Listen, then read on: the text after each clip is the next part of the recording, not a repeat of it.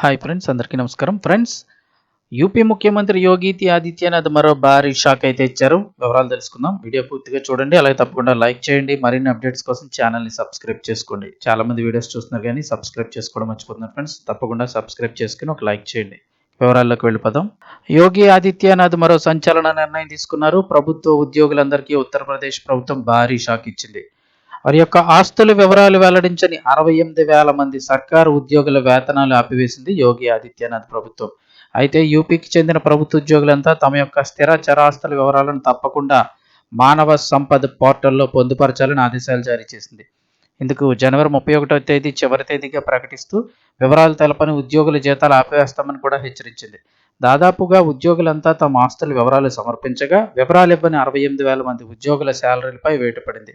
వీరిలో 34,926 మంది group C ఉద్యోగులు కాగా అత్యధికంగా ఉండగా ఇక 22,624 మంది గ్రూప్ డి ఉద్యోగులు ఉన్నారు. అలాగే 7,204 మంది గ్రూప్ బి, ఇంకా అలాగే 2,600కు పైగా గ్రూప్ ఏ ఉద్యోగులు ఉన్నారు. వీరందరికీ కూడా జనవరికి సంబంధించిన జీతాలు అయితే కనుక ఫిబ్రవరి 1వ తేదీన వారి అకౌంట్లో జమ కాలేదు. అయితే వీరికి మరొక అవకాశం ఇస్తారా లేదా అనేది కూడా ప్రభుత్వం ఇంకా తేల్చలేదు.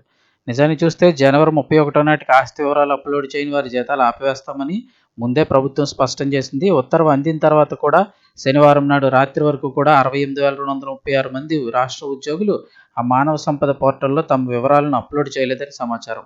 ఆస్తి వివరాలు అందించిన వారిలో అత్యధికంగా మూడో వర్గానికి చెందిన వారే ఉన్నారని చెప్తున్నారు. ఇక ఎవరైతే తమ ఆస్తులను ప్రకటించలేదో వారి యొక్క జీతాలను యోగి సర్కార్ నిలిపివేసిందని సమాచారం.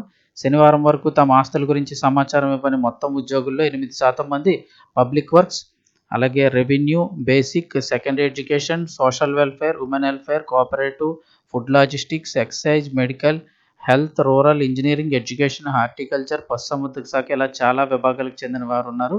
ఆస్తి వివరాలను ఇవ్వని ఉద్యోగులకు ఫిబ్రవరిలో జనవరి జీతం అందదని అయితే వార్తలు వస్తున్నాయి మరి.